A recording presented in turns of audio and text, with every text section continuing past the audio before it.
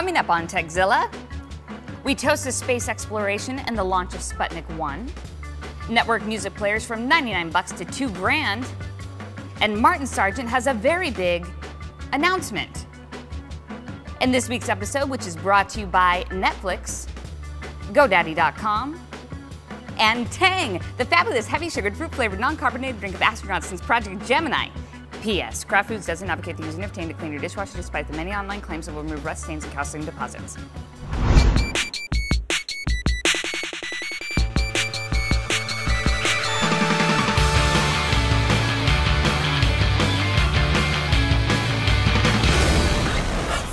Hello, you tech lovers. This is Tekzilla. I'm Jessica Corbin. And I'm Patrick Norton. And we have, actually, you know what? We're not even going to start the show yet. We were talking tech trauma.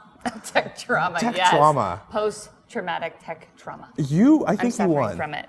I know. I mean, we both had crashes this week. I had a water pipe. Actually, it wasn't even a leaky water pipe. It was condensation on a water pipe. Tried to snuff my primary work PC. Right. How did you save it? I moved it out of the drip. And I'll be picking up installation for the pipe later, but that's so very smart. Home Depot. Move it out of the way of the water. You know, the water was like, I literally heard water hitting my motherboard. This is a bad sound. Yeah. Anyhow, you though. Mine was actually, there was damage because Inspirational damage. My MacBook Pro, all of a sudden that very eloquent, like, it's like a curtain being pulled down. Mm-hmm. It just gradually fades to gray as you watch it. It died, it crashed. Normally you just press the button, it restarts. I'm punching applications, starting things back up, everything's working. Punch my mail app, all of a sudden, all my mail, gone. Insult to injury, I cleared out my server that week, 3 days prior, could not access any of my emails. This is all my work email. Which has led to a theme, a monthly theme. Yes, go. On Tekzilla. And we're bringing you into this The solution. first episode of the month on Tekzilla, we're going to remind you to back your stuff up. It's back your stuff up day. And what's so unfortunate is that in my calendar, I have a reoccurring event that says backup hard drive. Which, I don't know, if I don't automate backups, it never happens. Okay, we're also going to need to do a segment on how to automate backups. We can do a segment on that. Because I need to learn. We can do a segment on that, though. We can totally do a segment on that, though. What we should, though, is we should talk about why we have giant, scary orange glasses in front of us. It's very scary, whatever is in my glass. It's the 50th anniversary of the launch of Sputnik, space exploration, and we have the beverage of choice. Tang. Tang, and we're going to toast the 50th anniversary. But we have different concoctions using Tang. Well, you have a Tangosa. I have a Tangosa.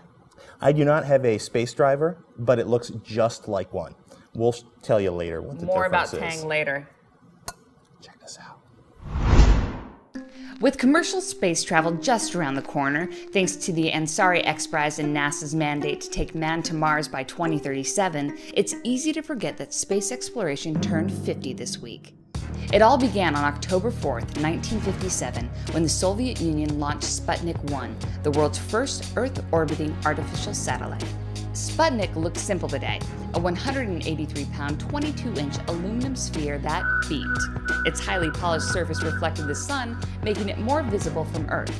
Its 4 antennas poked out like cat whiskers, transmitting signals back to the Earth, which orbited every 98 minutes. Simple object?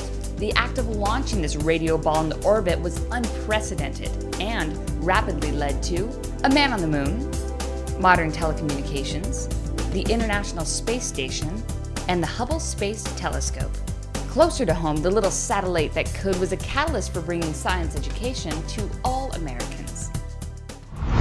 There's a lot of sugar Don't in this. even look at the bottom. It's you know what? I've got my titanium sport. We'll work on that. It's already orange. That's just the foulest thought. One of the cool side effects of all the stuff in space is satellite flares. And it helps actually to use binoculars. Okay. If you're curious, we'll tell you to see these. So basically, if you watch at certain times, you can actually see the reflection of the sun glinting off of like a satellite, or usually Iridium satellite, sometimes I'm told the International Space Station. And you can kind of sort of connect with objects in the sky that way. Have you ever seen a satellite flare through binoculars? I've never looked for one through binoculars, so I'm kind of stoked to break out the binoculars. I think I've seen a couple when I thought I saw shooting stars, but like a shooting star is usually like a big streak across the sky. Right. This is going to be more like a couple seconds flash. That's my understanding. So sometimes you're saying I've wished upon a satellite flare. It's entirely possible. Which is why my dreams have never come true. And so sad. So what do people do if they want to see satellite flares? You know what? If you're curious, email us tekzilla@revision3.com and we'll tell you all about it next week. All right. How do you like And that? I got something for you guys coming up for all you music heads out there.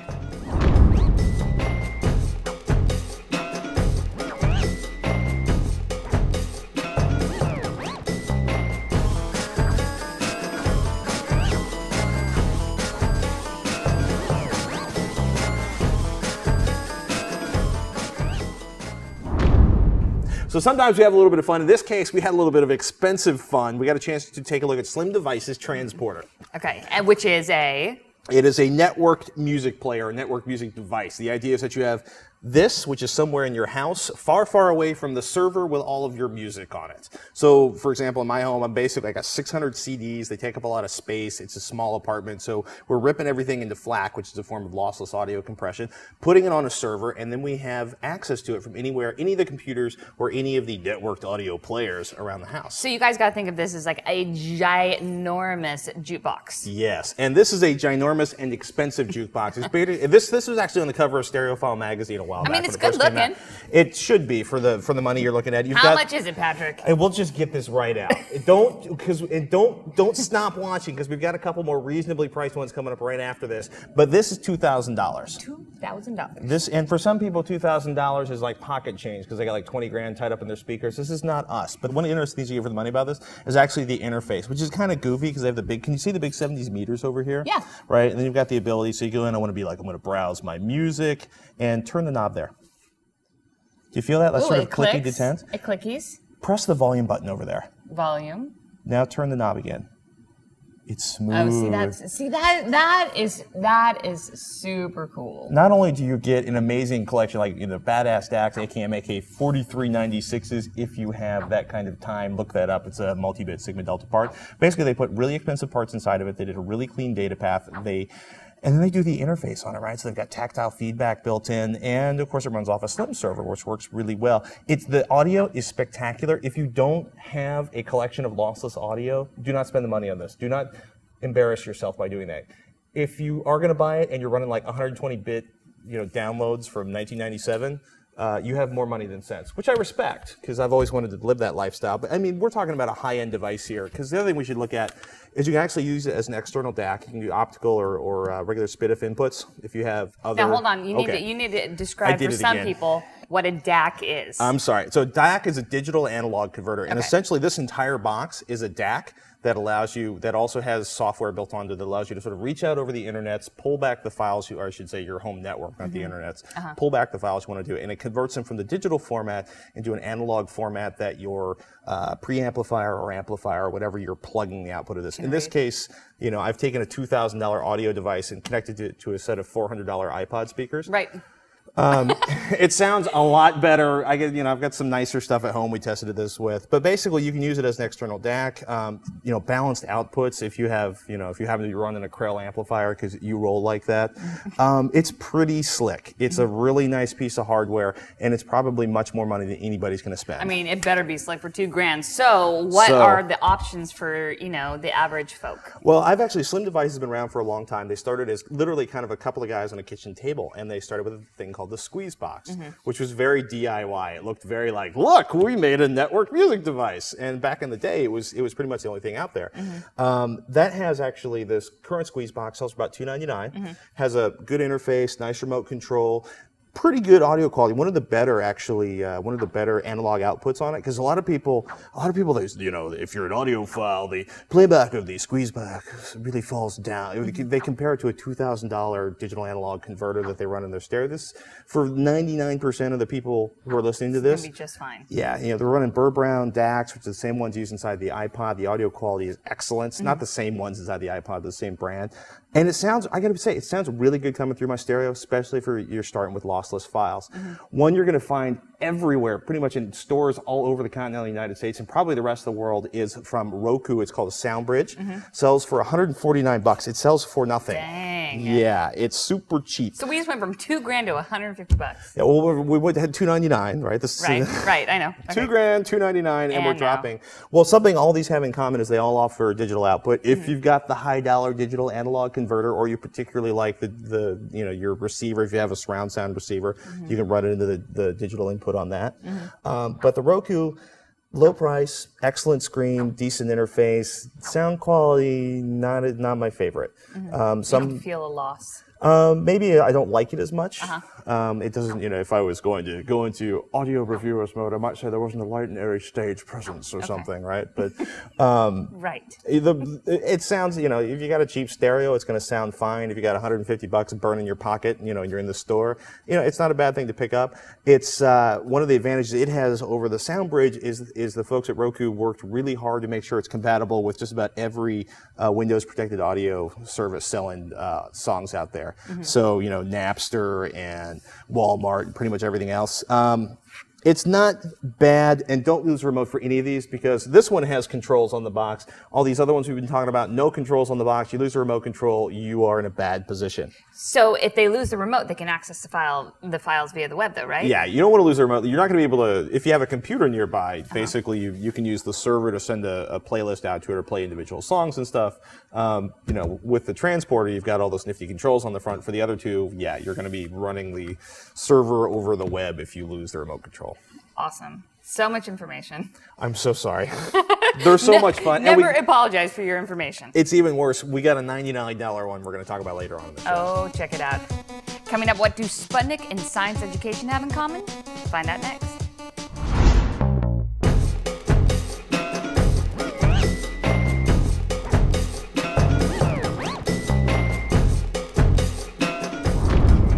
Sponsoring this episode of Tekzilla is Netflix. If you like high def, you can get both HD, DVD, and Blu-ray movies and shows. Get a free trial of them by signing up through a site they set up just for us at netflix.com/Tekzilla. So all day today we've been discussing the 50th anniversary of space exploration, and that's why Patrick went down to the Exploratorium to talk with Dr. Dennis Bartels, the executive director, about the impact Sputnik had on science education. This must be the best job in the world. Oh, listen, in my field, it's the best seat in the world that you could possibly have. I mean, at this point, I know there were some hard years for the Exploratorium. After the .com went down, the funding went down, but you guys still have one of the most amazing collection of hands-on interactive exhibits, I think, anywhere in the world. Oh, it was the brainchild of Frank Oppenheimer, who many know as the younger brother of Robert Oppenheimer. And he just felt that in our schools and in life back in the 1960s, we just weren't teaching science in a way that reminded everybody that it's their birthright. They're born to understand this stuff in the natural world around them, and he wanted to create a place where everybody was reminded that, in fact, everybody's capable of it, and in fact, deserves a piece of it, to understand science and technology and what it means in our lives today. So if you take a step back, Oppenheimer's a name you associate with the Manhattan Project. Yeah. There was a huge push of scientists, and I would assume engineers, that came out of World War II, this huge push forward in technological savvy or technological whatever, technological tour de force. Yes. And they came out of it trying to change education. How did the dawn of the space age, the launch of Sputnik? Yeah, everybody points to that as such a huge benchmark. 1957, 50 years ago from the day. The funny thing is, a lot of people have in their minds that was a movement just to create more scientists, to take the brightest kids and move them into scientists and engineers to beat the Russians. Right. And the truth of the matter is it didn't start there. It started with a lot of the scientists from the Manhattan Project, the atomic bomb project, and a lot of the scientists from the radiation lab at MIT and others who really thought that what they really needed now, after they finished the secrets of the atom, is they needed a Manhattan-like project for education. That they really wanted to sort of figure out, we can solve the problems in education and make science really lively for all kids. And so these guys like, Gerald Zacharias and Frank Oppenheimer, who started the Exploratorium, and a lot of these other just preeminent physicists dedicated their lives to education. And this was happening before Sputnik ever occurred. And once Sputnik happened, what of course happened is the federal government got energized and started putting money into these big curriculum projects. I, for one gentleman, don't want to go to sleep by the light of a Russian moon. Oh, right. You know, or the LBJ line. Yeah, but you know, the fun part about that is that these guys at their heart, at that time, science wasn't taught in elementary or middle school. Really? And only a few kids took it in high school. And they actually declared in 1961, science is for all. And what these scientists really wanted to see is science taught from the first grade all the way to the end of their careers, and not to make them scientists, but to make them science literate for democracy, so that the world would never see a Hitler or a Stalin or some others who really kind of cowtied the world into believing certain things without them ever being questioned. So a true democratization of science. Absolutely. They really believe that sort of in this day and age that sort of scientific literacy and democracy had to go hand in hand, and that the worst thing that a democracy could do is just leave science in the hands of scientists and politicians. Everybody needs to know this stuff, at least at some level, so that if I don't know anything else, but there's always another question to ask, no matter what claim you give me, a scientific claim or a commercial claim or a political claim, you always should ask the next question. There's always a question to ask again. I never take anybody's word at face value. If you look around the Exploratorium, it's a very, you know, I think your word was gritty. It's very hands-on, Yeah. grease under the fingernails. Yeah. Is that a reflection of Oppenheimer and sort of his style of science? I should say Frank Oppenheimer, not Robert Oppenheimer. At the turn of the last century, there were two types of physicists. There were what they called the chalkboard physicists, who were writing all these wonderful theories and formulas up on the board. And then there was the sort of the greasy physicists, whose job it was, frankly, to disprove these nuts who were sitting in front of these classes in Princeton trying to prove this obscure stuff. And so there's a reason why Fermi built the first nuclear reactor underneath the stadium in Chicago, at University of Chicago. They just wanted to gather up any materials, anything they could get, and see if they could prove or disprove these guys. And Frank Oppenheimer and his brother, too, absolutely came out of the, let's see if we can prove these guys right or wrong. And so the place started with a workshop that started to create all these exhibits here. And in fact, this is the only science museum in the world where everything you see here was invented here. Really? The idea was that it was created here, and everything you see here was built by the Exploratorium. It was the first of its kind that's now led to 650 just like it science museums around the world. What about in terms of helping improve science education locally or nationally? What should we do? That's one of the big differences about this place, is that in the beginning, a lot of museums put about 80% of their educational resources into kids, like on field trips. Frank was very smart. He did the math quite early. He said, boy, I can have thousands of school kids come here a year, which we'll invite in, but if I put most of my research and resources into teachers, if I can even get 100 teachers in here for 100 hours over the summer, they'll go back to their classrooms and reach tens of thousands of kids for the rest of their career. So he actually started with teacher education as a fundamental part of this place, and how to help schools and how to help others, because he really believed that back in the 1960s we were teaching science much too formally, like it was sort of this mysterious black box and only certain people got to get in. And again, he felt that no, we're born with the curiosity to try to figure out the world and try to touch things and have it sort of talk back to us and try something. I mean, that's how we manipulate our parents early on, is we kind of push their buttons and we see how they react, and then we know how to manage our world. And that's the beginning of the scientific impulse. And for people who forgot it, he wanted a place where they remembered it again and would never feel like science was inaccessible to them, or they couldn't do this themselves. And that was really the start of a whole movement. And he wanted to revolutionize museums as much as he wanted to revolutionize schools, and frankly, I think he's helped to accomplish both. Excellent. You want to show us some of your favorite exhibits? Oh, I'd love to. Let's go.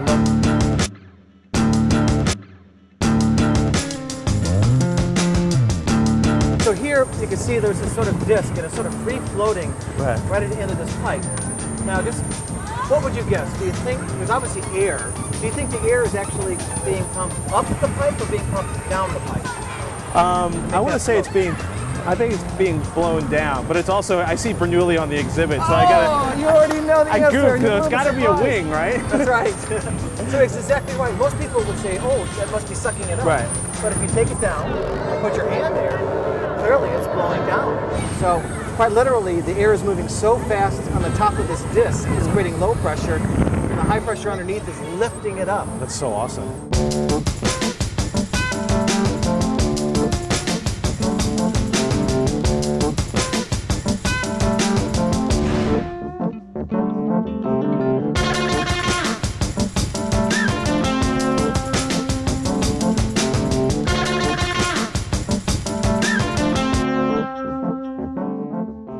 Up next, make your airport express better. It's called the Audio Technology Enthusiast Resource, and at its heart, Hydrogen Audio is a collection of people that are serious about getting the best quality possible out of digital audio and computers. They run listening tests so you can compare audio formats, talk about psychoacoustics, and have amassed an amazing collection of knowledge on ripping and compressing audio. Looking to make your digital audio files their best, lossy or lossless? Check this site out. Big thanks to GoDaddy for reaching out and sponsoring Tekzilla. If you want to make an impact online, do it with GoDaddy.com. .com names as low as $1.99, plus world-class hosting, fast and easy website builders, and much more. Enter code TEK5, TEK5, when you check out and save an additional $10 off any order of $40 or more. Now, we promised you a $99 networked audio player earlier in the show, and I'm here to deliver with a twist. First of all, I got to be honest with you, there's no remote control and there's no screen on Apple's Airport Express. It is $99, and it kind of has a remote control because you basically run it from iTunes off of any OS X or PC in your house. It does a pretty good job. It's got analog audio out, digital audio out, and by the way, it makes a great print server. I've been using one for that for a long time. What's interesting, though, is the idea that Apple, as Apple is wont to do, is tied it in. You can only run the Apple Airport Express audio off of iTunes. Bite me. We've got a better way to do it thanks to the folks at Rogue Amoeba and a piece of software called Airfoil. It's not free, it's $25, but it does some really cool stuff with Apple's Airport Express. Check this out. I load up Airfoil on the machine, I select one or multiple Airport Express adapters, and I can do something, first off, iTunes can't do, stream to multiple Airport Express devices simultaneously. Apple doesn't let you do that with iTunes. I can basically select multiple applications. Well, I can't select multiple applications, but I can choose just about any application that can play audio running on my machine and send the audio from that out to your Airport Express. What's that mean? No more being locked into iTunes to use an Airport Express to push music around your house. That's really cool. This is a nice piece of software. It's got some other tweaks inside of it we're not going to go into right now, but you should definitely check it out if you're looking for an inexpensive way to push music all around your house. Rogue Amoeba, Airfoil, $25. Now, something big's going on with Marty. Jess? That's right, Marty. Why is this announcement so big? Well, Jessica, before I get to the big announcement, I should probably make another kind of smaller announcement. That's fine. Last night, Gator and I went on a pretty serious Tang and Tangeray bender here at the office. And we drank all your Tang, and I just remember this now, but we replaced it with orange Metamucil. So that would probably explain where Patrick ran off to. Sorry about that. I love being regular. This is all fine and good. The big announcement, is that I'm launching a new show October 9th, 7 p.m. Eastern, right here on Revision 3. It's Web Drifter. Glorious! I know, can you believe it? We want more Martin. So this is just spectacular. It is. So Web Drifter, I don't know if of course you know the story. Basically, I've been surfing the internet and doing little else since the Clinton administration, basically. And then one grievous day, I finished it. My life was torn asunder. I was rudderless. I didn't know where to go. I felt like Joey. After he finished the final Harry Potter novel. You remember how depressed he was? So I decided that what I'd do to give my life purpose again was to retrace my steps. But this time, Jessica, I would do it for real. I would go to the physical locus of every website on internet, all 8 trillion of them, and go behind the website. Actually visit the people with my camera crew. And that's how Web Drifter was born. It's behind the music for the web. That's right, Jessica. Got it. I love it. So what's this clip that we're going to see? Well, this clip here, this is from the first one that's going to debut on October 9th. This one, we web drift behind the site churchoftomjones.com. Okay, now I did not think that this was for real. This is for real. This is for real. The Church of Tom Jones was founded by a guy named Pastor Jack Stahl. Pastor Jack Stahl can heal you. He can exorcise the demons in your soul using the music of Tom Jones. And I had the opportunity to go visit him in Old Town Sacramento, where he was doing a little pastoral work. And here's a little clip from that. I catch you out, devil! I catch you out of nothing! I catch you out of Old Sacramento! I catch you out, Martin! Martin's gonna succeed! Martin has talent! Martin's a journalist! I catch you out! You go, you devil! You go! It's not unusual to be loved one! You go, you fall, devil! You're gonna win! You're gonna go from one trip to the other! You're a winner! You win! I'm a winner! You win! That just makes me feel weird.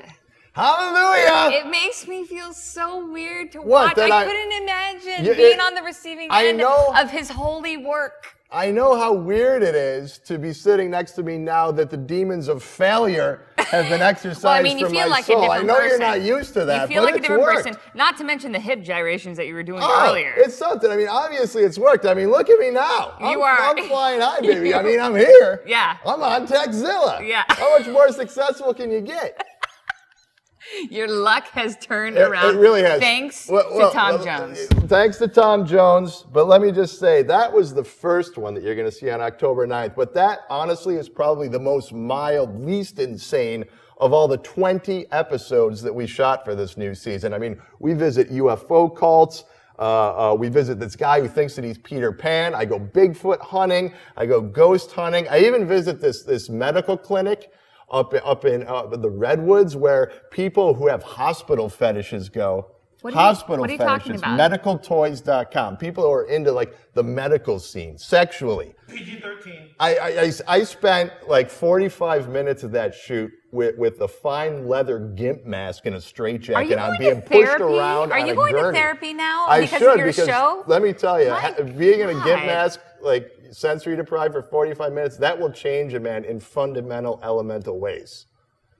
I don't even know if the Church of Tom Jones can bring you back. Yeah, I better go pay that guy another visit. Weekly visits. Yeah, we hope that you're going to pay us a visit. Web Drifter premieres October 9th, 7 p.m. Eastern, right here on Revision 3. And also, please watch my talk show, Infected. That comes out every Thursday here on Revision 3. You're all over the place, Mr. Sergeant. Thank you Great for to see stopping you, by. Jess. Nice to Love see to have you here too. on board. Hey, Patrick, I hear we got some viewer emails. We absolutely have your emails. First up, Denver is emailing us from Georgia. If you got a minute, I want to get your input on the MacBook Pro, a device much like this. He's a confirmed PC user, likes the whole virtual machine concept, and wants to know if we have any reasons he shouldn't move to a Mac. You running a MacBook Pro? Well, yeah, I do, and a lot of the people. The only reason is because the former show. Sorry, I asked. I always get slammed for being just such a Mac enthusiast, and people just slam me for it. There's nothing wrong with being a Mac bigot. There's nothing wrong liking things that work. Okay. People. So I'm just taking. What a stand happened with for that myself. Which email? The disappearing email and the slow, soft crash. What happened with that? Remember Yeah. top of the show? Yeah. Backup day? Yeah. But that wasn't an OS X thing. I say that because I was an absolute Mac Nazi from hell between selective 90 and memory. 95, Yeah. and I'm actually back to using Macs again. But they're so good, but they have their moments. They can take you out at the knees. Obviously. The MacBook, I actually prefer the MacBook to the MacBook Pro. MacBook Pro, it's hot. It gets so hot. That's the only problem. But it also goes a lot faster. And if you're running virtual machines, which Denver's definitely interested in, having the maximum memory capacity is a huge help. If you're running multiple operating systems simultaneously, you need incredible amounts of memory. Get all of the memory you can get your grubby little paws on. Got it. That's Okay. one down. That's Number one two. down. Jim, is there a way to get high-quality topographic maps on a GPS for hiking? My Garmin, like most brands, only comes with severely limited topo maps. So, do you ever go hiking with a topographic map? No, I go hiking, and I really rarely. I'm not a map person. It's been years. I usually go hiking these days, and there's a trail, and I follow the sign, and That's I what go I on a do. loop, and it's very happy, and the dog chases cows, and everybody's good. But for a lot of people want to get out there and Yes. kind of go deep and camp and not get totally lost. I get paranoid about going, if I'm going to the middle of nowhere, whether it's in my truck or I'm hiking, I bring paper maps for the area. I bring paper topo maps along with me. It's really hard, generally speaking. I don't think there's any high-res topo maps available for the Garmin. I've seen them for the DeLorme. DeLorme has an excellent, first of all, if you want to print out maps, DeLorme has an excellent set of topographic maps. They do an excellent handheld device, and I believe Magellan recently did some pretty good topographic maps. Unfortunately, neither one of those are your existing Garmin handheld. Okay. So if anybody's got some tips on how to get better topo maps in your Garmin handheld, email us at tekzilla@revision3.com. That's it. And then we also want to handle one source of, how should we put it, frustration Oh. for people. We would like to remind you that this is a temporary set, only Yes. constructed until such time as our studio build is finished, and at which point we will have a magnificent professionally designed set It's that going to will look make you so good. weep. It's going to look so good. But for now, you're going to have to deal with our pretty little faces. Or at least your pretty little face. And we're gonna play around with this, but right now we're sort of trying to do the content and work out the show and the thing and the website. It's only gonna get better. That's the good part about this, guys. It's only gonna get better. Unless people don't like it when we hang up the Muppets. Did I say Muppets? Muppets. There's no Muppet hanging. Muppets. I'm Patrick Norton.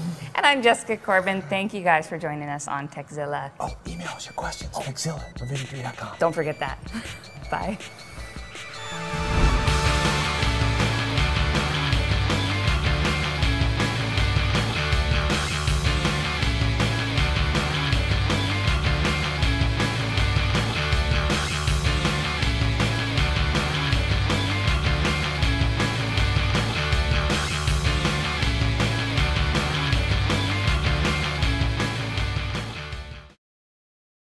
I could very well do something much more stupid looking than this, though. It's not unusual to be loved at that thing.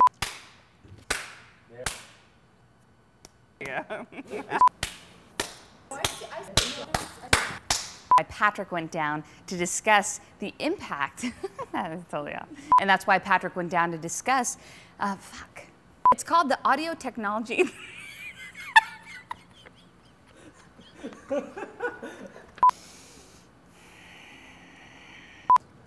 Hello and welcome, you all. Pick it up. And you're pitching to this one. Oh, I think that was my camera. So both of you are opening the show, not just you. It's not the Jessica show.